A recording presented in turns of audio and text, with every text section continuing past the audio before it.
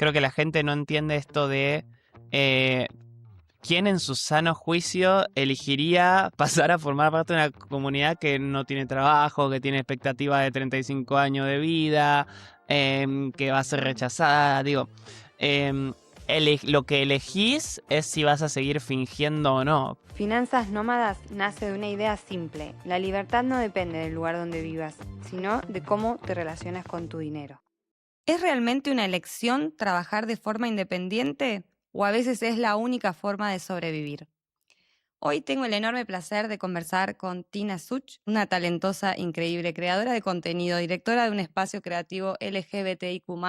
También es co-creadora de la serie web y podcast Reroll. Tengo la ventaja de conocer a Tina porque es alumna de mi programa de mentoría y también porque ha trabajado conmigo en Finanzas Nómadas y después de varias experiencias frustrantes decidió no volver a trabajar en relación de dependencia y apostar por su propio camino y dedicarse de esa manera a desarrollar proyectos en múltiples formatos. Así que hoy viene a compartir su experiencia hablando de los desafíos de trabajar por cuenta propia y las injusticias también del mercado laboral y las estrategias, por lo tanto, que tuvo que desarrollar para sostenerse en un sistema que no está diseñado para todos o para todas. Así que bienvenida, Tina, un placer tenerte acá. No, hola Gaby, un placer estar acá. Gracias por recibirme. Muy contenta de poder aportar. Gracias por estar, gracias por todo lo que venimos hablando, obviamente que te animes también a compartir, porque para mí es hermoso todo el camino, además de conocerte en las sesiones que estuvimos trabajando y conocerte un poquito más, el trabajo que haces también a nivel diseño, todo el trabajo de Reroll, o sea, quiero que nos cuentes un poquito más cómo fue tu camino para llegar a vivir de esto, del diseño y de la producción audiovisual, siendo parte del colectivo también LGBTIQ+. Que ahí Eh, me cuesta decirlo todo entero porque es súper largo. Sí, son muchas letras. Son muchas letras. Uno se acostumbra después. LGBT está bien también, si no. LGBT, eso lo voy a Yo a veces resumir digo ahí. queer también, el colectivo queer, capaz también es más fácil. Creo que un poco dentro de esto que decías, que es súper interesante también, de las dificultades y cómo llegué un poco a este lugar en el que estoy profesional, por cómo se fueron desembocando las cuestiones, o sea, no por una elección total, en principio por lo menos, sino por cómo sucedió, ahora lo voy a contar un poco, pero bueno, si uno quiere creer en el universo, lo que sea, todo es por alguna razón, pero yo empecé como de una manera muchísimo más tradicional, por así decirlo. Yo soy de San Martín de los Andes, en Neuquén. Cuando cumplí 18 años me vine acá a estudiar dirección cinematográfica, me recibí. Buenos Aires. Buenos A Aires, Buenos Buenos Aires. Aires. Sí, acá a Buenos Aires capital. Y me puse a estudiar en la Universidad del Cine y mientras tanto empecé a trabajar en una empresa, relación de dependencia, editando video, un trabajo súper estándar en era una startup en el que trabajaba, que después, bueno, se fue transformando. Después me fui a otra empresa, todo esto antes de la transición, antes de formar parte del colectivo LGBT, pero lo que siempre cuento es que yo laburaba ahí, antes de recibirme incluso tuve mi primera entrevista de trabajo, quedé, luego esa empresa cerró a los 2, 3 años, tuve una segunda entrevista, la segunda entrevista de mi vida también quedé, toda por LinkedIn, y me puse a trabajar en una empresa de software, de programación en el área de marketing, también editando. Y me volvieron a llamar de esta empresa desde la sucursal de Estados Unidos, en la primera que trabajé. Tuve otra entrevista, mi tercera entrevista también quedé. Fui de directora creativa esta vez. Renuncié en ese trabajo que tenía, volví a trabajar a esa empresa.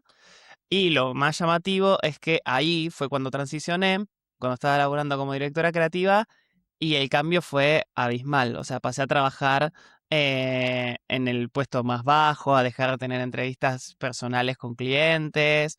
Bueno, todo tipo de estratos, digamos, de la empresa que yo todavía no tenía Sí, las discriminación. herramientas. Sí, sí, sí, Sí. sí, totalmente. Obviamente, la discriminación como toma diferentes maneras, ¿no? A veces no son con mala intención, a veces sí, uno, viste, no tiene que ver con eso, sino con cómo uno vive que la tratan diferente. Finalmente la empresa volvió a cerrar y ahí nunca más conseguí una entrevista de trabajo, pero fue tajante, o sea, de 100 a 0. Tuve, o sea, creo que en estos últimos 3, 4 años tuve 3 entrevistas, a lo sumo, que obviamente no quedé. Y después en las búsquedas que había, o sea, no les importaba que tuviera años de experiencia, título calificatorio, tener gente a cargo, no haber tenido nunca ningún problema en ninguna empresa. Ya se genera una barrera que no te permite avanzar en ningún lado. Entonces, me acuerdo perfecto que ahí creo que cuando se me terminó la indemnización de este trabajo, me senté en el suelo de mi casa, tengo esa imagen así como muy patente, y lo puse como en post-it, ¿no? En notitas, como, bueno, ¿qué salidas tengo para generar recursos que no sea el trabajo en relación de dependencia? Porque evidentemente para mí eso ya no es una opción. Mm. Y ahí fue cuando dije, ok, voy a tratar de armar una isla de edición freelance, tratar de conseguir clientes yo, voy a tratar de dar clases de las cosas que me gustan, que eso lo puedo manejar yo también, y voy a tratar de, tratar de escribir y ver si eso puede generar algunos ingresos, bueno, que después vi con vos cómo generar ingresos pasivos, ¿no? Y de a poco se fue armando. Y eso estuve haciendo los últimos 2, 3 años, y hoy en día sí elijo y ya ni siquiera mando entrevistas. No es ni una opción. Dedico ese tiempo y esa energía en tratar de construir mejor mi mundo independiente. O sea que parte de todo lo que viviste como esto, ¿no? De ser de alguna manera rechazada, ¿no? De Sí, discriminada o no integrada al sistema laboral que existe. ¿Cómo lo viviste vos desde la parte emocional? Porque obviamente uno dice, yo acá siempre hablamos de finanzas y cuando entraste y hicimos nuestro trabajo ya venías con un pequeño ahorro, o sea, estabas ordenada en algunas fuentes de ingreso, pero digo, a nivel emocional hay mucho ahí para entender. O sea, esto no es que solamente toca lo económico y lo laboral, toca una barrera emocional importante. ¿Qué fue lo que, o sea, cómo lo viviste y cómo te recuperaste también de eso para, digamos, más allá de tu foco, que yo lo veo en otros procesos, ¿no?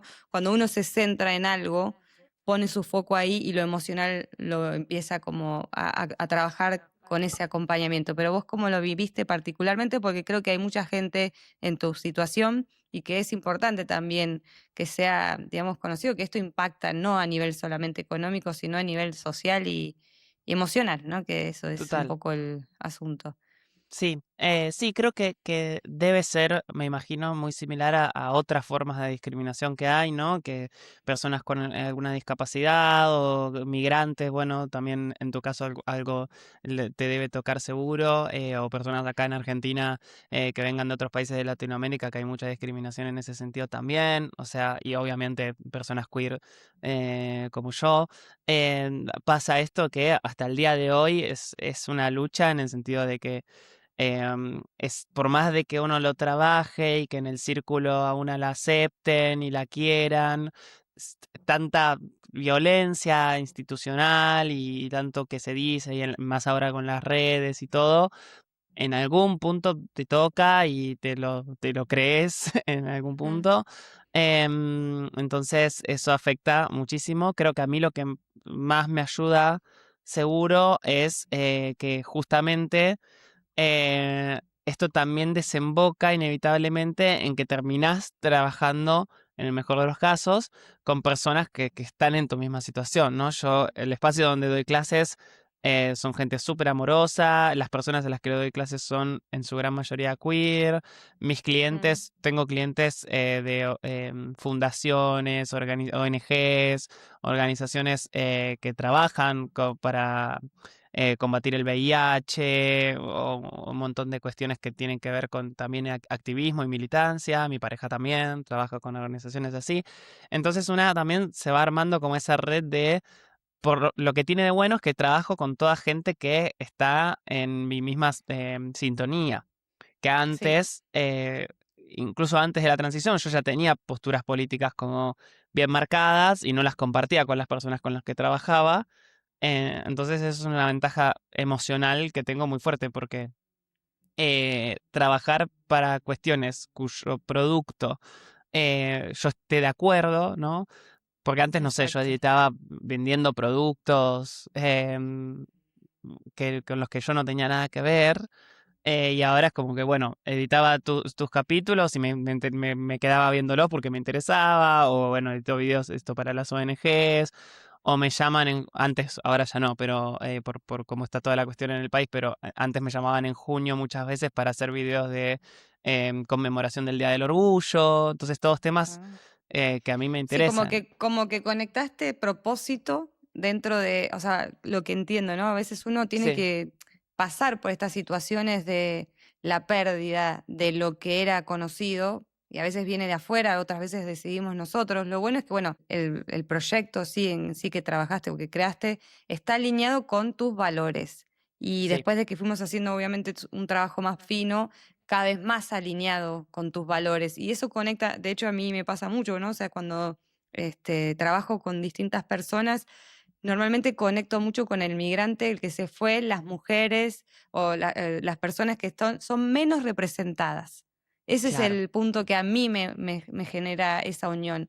Los que están como que quedan menos representados, porque al final también tenemos eso, ¿no? De que o sea, el migrante que se fue, y bueno, sí, hace como una cierta comunidad con personas que también se fueron. Es como que hablan el mismo idioma. Al final, eso que conectás también, no quiere decir que con todos tengas afinidad, ¿no? Pero digo, al final empezaste a unir valores con tu misión de traer a este mundo también sí. otras cosas que tal vez en lo otro que hacías no tenía No. tanta representación. No, y creo que aparte, para esto más para cualquiera que es interesante, que le puede pasar sin necesidad de ser trans o tener una lucha como tan particular, digo, me acuerdo mucho, bueno, una cosa que creo que se confunde mucha gente es en esto de la elección, justamente, tanto a nivel que estamos hablando de si elegí o no ser independiente y también de elegir o no ser trans, ¿no? Creo que la gente no entiende esto de...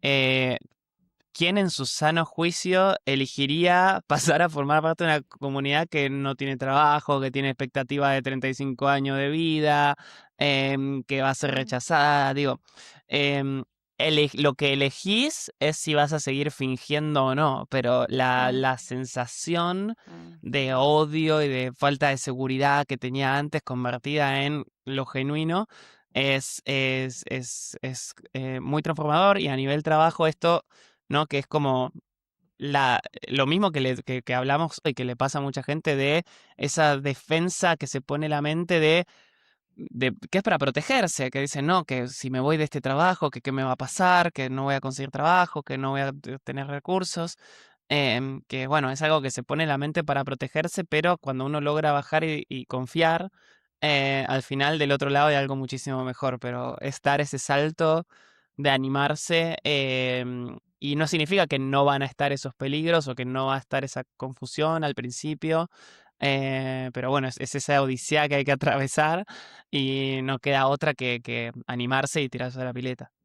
sí, y a ver, y en términos ya hablando de esto, ¿no? Del trabajo que hicimos, el trabajo de los distintos pasos que diste, ¿no? Para lograr una cierta estabilidad que no depende solamente de fuentes de ingresos, que una de las estrategias entiendo que usaste fue empezar a generar fuentes de ingresos de de clientes, como bien mencionaste, ¿no? Para salir de el trabajo en relación de dependencia. Pero dentro de todos los pasos que dimos, del trabajo que hiciste en crear también tu fondo de tranquilidad, ¿no? De crear una base que te dé también esa estabilidad ante baja de ingresos, subida de ingresos, imprevistos o lo que fuera, y el estado de tranquilidad financiera que es el haber trabajado estas creencias. ¿Vos cómo sentís ahora que estás en ese punto, ¿no? De haber pasado, bueno, por las distintas fases de soltar un trabajo de dependencia, volverte freelance y ahora haber incorporado a las finanzas también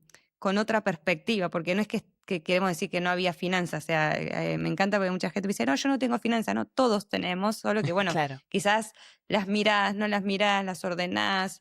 ¿Cómo fue para vos este proceso y en qué punto también te ayudó haber hecho este pequeño cambio de perspectiva también, ¿no? Sí, creo bueno, fue fundamental en ese sentido porque yo también, bueno, es como digo siempre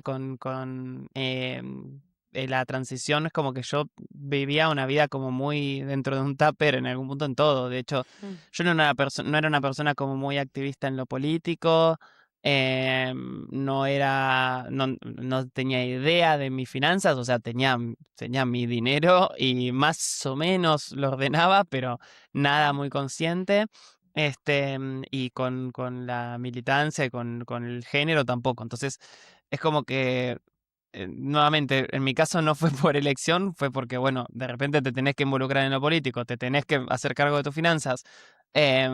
Pero no vivir en la ignorancia, para mí, a nivel, bueno, nuevamente emocional, me deja súper tranquila. Pero lo independiente o lo freelance tiene como ese vértigo, ¿no? Como de, ay, no sé si el mes que viene voy a tener un sueldo o si voy a tener un dinero, no sé cuánto puedo gastar porque no sé cuánto voy a ganar. Entonces fue fundamental esto, como detenerme a organizarme, decir, bueno, tengo esta plata, la separo, eso lo tengo por si realmente llega a pasar algo grave, cosa de, no para solamente para cuando pasa algo grave, sino para no tener esta ansiedad de si voy a tener plata el mes que viene o no. Eso del fondo de tranquilidad fue fundamental. Y después también, ahora ya no lo hago tan estructuradamente, digamos, pero decir, ok, voy a separar cuánta plata gano y cuánta plata gasto para entender cuáles son mis gastos realmente. Tenía una aplicación donde lo iba viendo, como para armarme más o menos un presupuesto. Todo eso como fue fundamental más que para tomar decisiones concretas, que también obviamente, para que la cabeza esté tranquila de, mira, entra este dinero todos los meses. O sea, Mm. pase lo que pase, a veces hay más clientes, menos, entra un poco más de plata, menos, pero hay un orden, hay un colchón de seguridad. em, Sí, y también recursos esto de que recursos, sí. ¿Y qué es lo peor que podría pasar realmente? Como entender, es decir, bueno, y si realmente no llegan los clientes, ¿qué pasa? Bueno, lo tenemos estos amortiguo. planes. Claro, Sí, claro. que de hecho eso me vino, o sea, que uno cuando empieza, ¿no? Desde cero no empezás. Eso es lo bueno, o sea, tu cero no es el mismo cero que el de otra persona, o tu cero cuando estabas como empleada no es tu mismo cero que cuando empezaste a trabajar de forma independiente. Entonces, el entender tus recursos financieros principalmente, ¿no? Pero también tus recursos desde las habilidades que ya disponías creo que hizo que se acelerara también ese proceso de verte con más cosas, ¿no? Porque creo que eso lo trabajamos bastante, pero eso es lo que yo veo en generalmente, que cuando uno entra a hacer este trabajo, este proceso, piensa que no tiene nada y después cuando empezás a ver, che, pero está esto, está el otro, mira todo lo que puedo hacer con esto, y además empezar a invertir a partir de la creación de una estructura, de un sistema. Ese también fue un paso hermoso que diste. Y ahora yo me quedo pensando, digo, si alguien estuviese en una situación como vos estuviste en tu momento, ¿no? Que está, vamos a hablar de alguien que está ahí por dar el paso a transicionar o por dar, ¿qué sería desde tu experiencia, ¿no? Obviamente, ¿qué sería lo primero que le dirías? ¿Qué consejo o qué forma le dirías en la que debería prepararse para esta situación? Porque yo creo que debe haber todavía gente también, y hoy cada vez más hay políticas de inclusión, pero bueno, son, ¿no? O sea, un poco lentas, hay temas que no llegan cuando tienen que llegar o llegan más tarde, pero llegan de una manera quizás como, bueno, es ley, hay que ponerlo, hay que hacer esto porque lo pide, pero no se incluye quizás de la misma manera. O sea, para una persona hoy que está en esa situación, ¿qué es lo como latina del pasado? ¿Qué le dirías? Sí. Y que primero que sí va a ser muy difícil, o sea, tampoco voy a mentir en ese sentido, es muy difícil, pero como el consejo principal creo que es agarrarse de la comunidad, que hay comunidad, que hay gente, que estamos acá de este lado, un montón de gente que ya lo atravesó y digo, más allá de las leyes que obviamente son muy importantes y las vamos a seguir trabajando, hay un montón de personas que antes de que nosotras naciéramos han luchado un montón para allanar el camino, que todavía es difícil, pero está más allanado y hay un montón de gente de este lado para atajarnos y hay espacios, hay lugares. Así como consejo súper práctico que a mí me hubiese gustado que me den, es buscar un lugar que además de ser queer o además de ser LGBT, comparta algún valor tuyo más allá de lo queer. Porque ahí Mm, seguramente vas a encontrar gente con la que puedes crear, construir y trabajar. A mí eso me mm, sirvió un montón porque me acuerdo que yo tenía esta idea de que quería comunicarme más, no conocía a tanta gente de la comunidad, no tenía red y buscaba, pero bueno, es como que cuando lo único que tenés en común es que sos queer, no se sostiene demasiado. O sea, si se puede, es mejor que nada, pero es difícil. En el momento que yo dije, ok, voy a ir con gente que está dentro del mundo de la narrativa, que está dentro del mundo de la escritura, que está dentro y que además es queer, porque hay un montón de clubes así, eso a mí me transformó todo, porque ahí me pude poner el taller y pude empezar a conseguir contactos para entrar en las ONGs, porque era gente que además de ser queer, trabajaba de lo que yo trabajo. mm. Entonces, eso es como Sí, algo como muy práctico. anicharte, ¿no? Como Sí, anicharte. Igual está buenísimo este consejo porque lo veo aplicable a todo el mundo, ¿no? No solamente porque me dijiste eso y digo, bueno, qué loco, porque uno cuando está afuera y se va a vivir a otro país, a mí me pasa que conozco un argentino y siento que lo conozco de toda la vida, pero después quizás me siento a tomar un café y no tenemos nada que ver. O sea, al claro. final no Solo son compartimos, argentinos, quizás, claro. exacto, pero es un poco lo que decís, ¿no? Al final uno intenta unirse a una comunidad y después se va nichando con distintos, o sea, intereses, que eso creo que es clave, el interés común para poder lograr esos lazos, también muchos pueden ser lazos comerciales, pueden ser lazos de amistad o Ni romance, hablar. bueno, cualquier cosa, ¿no? Al final, pero creo que tiene mucho impacto esto que vos traes. También lo veo aplicable a alguien que esté en otros circuitos, así que me pareció que está genial. Primero que hay un cambio de mentalidad importantísimo, esto de, como hablamos en la pregunta, o sea, de sobrevivir porque estás empezando desde cero a crear esa base. Es el trabajo mental que uno tiene que hacer para cambiar de un cuadrante al otro, ahí como habla Kiyosaki, ¿no? De cambiar de un cuadrante de Claro, empleado a ser tu propio administrador y suministrador de trabajo. Entonces, sí. desde ese lugar, si le tuvieras también que recomendar algo a alguien desde tu experiencia, obviamente, de esos pequeños pasos que diste cuando sentiste que tenías que empezar a ser tu proveedor, ¿qué? Sí, justo estaba pensando eso que me parece clave, que es no seguir con la inercia cuando suceden esas situaciones, ¿viste? Porque yo creo que al principio, cuando recién nos habían echado en la empresa, o bueno, me hizo acordar un poco a una situación que nada tiene que ver con lo queer, que es mi papá cuando fue la pandemia, por ejemplo. em, Cuando hay esas situaciones de emergencia Mm, total, uno es como que en la desesperación decís, bueno, sigo por el mismo camino a toda velocidad porque si no me voy a quedar atrás. Y creo que mi consejo ahí sería como, no, hay que detenerse y mirar los caminos que hay porque capaz hay un camino que, si bien te detuviste y tuviste que frenar, después ese camino va a ser más veloz que el que ibas a tomar por inercia, digamos, ¿no? Como ejemplo concreto, esto, mi papá fue empleado de comercio, tuvo un comercio durante muchos años. Yo me crié con mi viejo tenía negocios de ropa, de indumentaria, y bueno, se fueron fundiendo hasta que en la pandemia fue insostenible. Y mm. yo me acuerdo de sentarme con mi viejo y decirle, que él es pintor también, y le dije, la gente está toda aburrida en su casa, sin hacer nada, ponete a dar clases de pintura. Y él como que estaba reacio a hacerlo, estaba, Negado. que hago mercadería y la vendo y la mando a domicilio, voy con el auto yo y la llevo. Viste, como no había manera de sacarlo de ahí hasta que un día yo le edité los videos para publicitarlo y qué sé yo, y se puso a dar clases y hoy estamos 6 años después de la pandemia y sigue viviendo de dar clases de pintura. Ah, qué Entonces guay.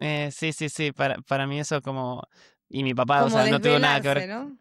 Sí, decir Sí, como como... sacarse el velo, decir, hay otras, como dijiste, muy hermoso esto de, o sea, abrirse a nuevas oportunidades, que creo que también cuando decías esto, digo, la mente intenta no gastar energía en cosas nuevas, y más cuando estás sobreviviendo, ¿no? Porque al final estás en un estado de alerta, estás preocupado que si no te entra el dinero, que si te entra, que los gastos, que la familia, y pensar en algo nuevo es más estresante todavía, sobre todo cuando estás en ese mecanismo de sistema nervioso ahí colapsado, alterado. Entonces, la creatividad no nace así naturalmente. Entonces, puede ser una muy buena, bueno, está muy bueno que vos propongas esto a alguien que está en esa situación y creo que es un camino de autoexploración para parar Sí, y parar, preguntarse, ¿no? O sea, estos espacios como, bueno, las mentorías, el curso, todos son momentos para uno parar,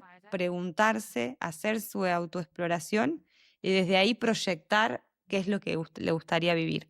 Y ese ni trabajo hablar. y digo esto porque también, como dije antes, la mente no quiere hacer cosas extra, no quiere trabajar extra, es un esfuerzo, sí. Trabajar en tus finanzas, haber creado una red de contactos, incluirte a una comunidad nueva que te representa, todo es un esfuerzo. Realmente Sí, no es que no hay, o sea, no hay que hacer nada, no, hay que hacer. Ese es el tema. sí. Y cuando hay que hacer, ya uno empieza con la excusa de que no sé qué, que no tengo tiempo, que no sé qué, que yo hacía esto antes. Y lo digo porque, bueno, a mí también me pasa, ¿no? O sea, que somos humanos y intentamos, y es como que todo el tiempo tenemos que estar pensando en qué cosa puedo hacer para que salir de este estado de comodidad, que es incómodo, pero en la mente está ahí. Sí, y Bueno, me creo que también encantó. hay algo me hiciste acordar a esto, me hace acordar un poco de algo que leí de Kiyosaki cuando estábamos con la mentoría, que uno también cuando se cría en esta situación de que falta plata o de valorar el trabajo, ¿no? También a uno le da culpa.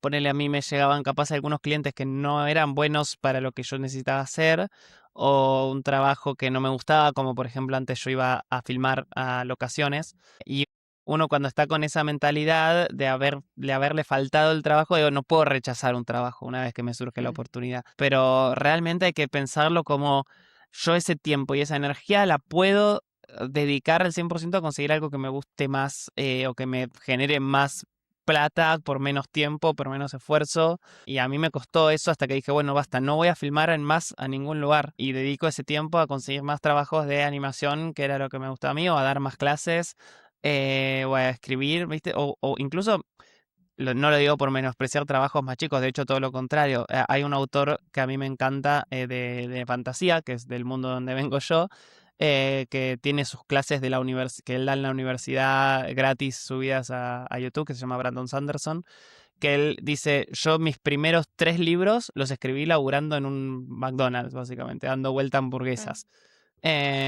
Y yo en un momento también me planteé, dije, bueno, voy a un trabajo que sea cero mental, donde pueda dedicar toda mi mentalidad a construir libros, ¿no? Entonces, me laburo de recepcionista, lo que sea que no tenga como que meter cabeza.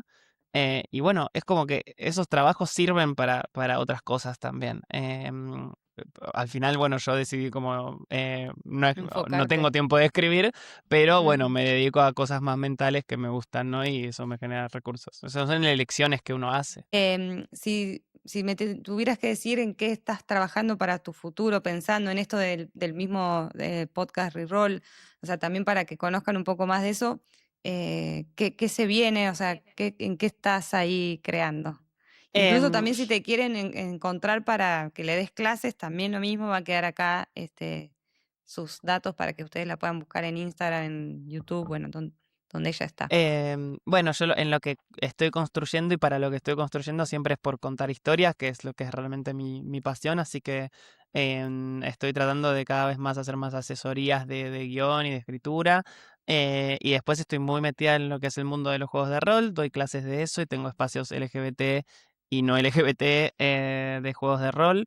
Y la serie también estamos trabajando ahora en una segunda temporada y tenemos un podcast que estamos por estrenar ahora el mes que viene, en Reroll, @rerollserie en todos lados, así que ahí nos pueden encontrar. Ay, bueno, me encanta. Bueno, gracias, Valen. Para mí fue hermoso tenerte, volvernos a encontrar, obviamente, después de unos meses, escuchar tu historia, compartirla, porque es verdad que incluso no solamente impacta a una persona trans o no trans, o sea, es para, creo que la vida, ¿no? O sea, incluso esa palabra transicionar, creo que es una palabra que es hermosa porque uno está en transición incluso hasta constantemente en un montón de áreas de la vida. De hecho, en lo financiero incluso también uno va desde un estado por ahí de estoy en equilibrio, después voy transicionando hacia un estado más de plenitud, más de equilibrio, más de libertad financiera, hasta que llego a esa libertad, hasta que bueno, todo ese trabajo de ir de una transformación real, ¿no? En lo mental, en la manera de pensar, en la manera de motivarme, en la manera de incluso crear oportunidades, que eso fue un poco el trabajo que hiciste, así que gracias. Si querés, obviamente antes de despedirte, comentar algo que crees que es importante, bienvenida también para que te escuchen, me encantaría también Sí, que... creo que dijiste algo re lindo ahí que me dispara algo importante que para mí, que no lo dije, pero me parece importante. Mi transición de género surgió en una sesión de terapia donde estaba hablando de mi vida laboral. Eso, no sé si te lo había contado. No, ok. em, Donde yo estaba hablando, tuve una crisis laboral en un momento por otras cuestiones, por una cuestión de lo que yo quería hacer, y le dije a mi psicóloga, le dije una frase que a mí me quedó muy marcada, que es como, yo no sé si quiero ser guionista o si quiero ser directora, algo así, antes de la transición, y mi psicóloga me dijo, ¿por qué decís que si quiero ser guionista y no si quiero escribir guión? Y a mí eso me hizo un reclick porque dije, claro, estoy pensando en cómo me perciben de afuera, como qué imagen doy, qué es más seguro para mí, en qué caja estoy metida, versus qué es lo que quiero hacer realmente, qué quiero estar haciendo durante el día. Y a mí no me gusta, por ejemplo, en ese momento dirigir, me gusta escribir. Y ahí dije, bueno, no me gusta ser hombre, me gustaría ser mujer. Wow. Entonces, ese cambio en lo laboral me disparó esto. Y a lo que voy con esto también es, o algo que se dice mucho en la comunidad, es la transición no es hasta un punto, como de punto A a punto B. La transición es toda la vida. Tiene que ver con la identidad y uno no es que, bueno, tomo las hormonas, me opero y listo, ya soy trans, sino que uno la identidad la va construyendo a lo largo de toda la vida. Y eso creo que aplica mucho más allá del género. Increíble, exactamente, sí, total, de acuerdo con eso y de acuerdo en que si desde muy chiquito uno se dijo de una manera y tiene que después más grande empezar a tratarse de otra, claramente tiene que ver con la identidad que vas construyendo. O sea, me viene lo mismo a nivel financiero, ¿no? Obviamente que fue el trabajo que hicimos de cambiar el desde soy, ¿no? Soy inversionista, soy emprendedora, soy empresaria, soy empleada. Bueno, todo ese, el soy, que desde el soy, aunque lo que haya dicho tu terapeuta, que está bueno también, muchas veces desde el soy hago, ¿no? Y muchas veces Claro. hago y después soy. Entonces, hermoso este aporte, me encantó porque, bueno, no sabía lo que había surgido ahí, pero ahora lo sé y nada, me encanta que estés acá, que nos compartas todo lo que viviste y que, como dije, van a estar todos los datos, obviamente, para que quienes quieran aprender a toda la parte de diseño, quienes quieran estar más en contacto con el podcast, la serie de Reroll, nada, acá nos despedimos. Espero que disfruten este capítulo como yo lo disfruté hablando con Valen. Sepan que también pueden encontrar todo lo que necesiten para seguir aprendiendo de finanzas personales en nuestra web finanzasnomadas.com o en redes sociales Finanzas Nómadas también.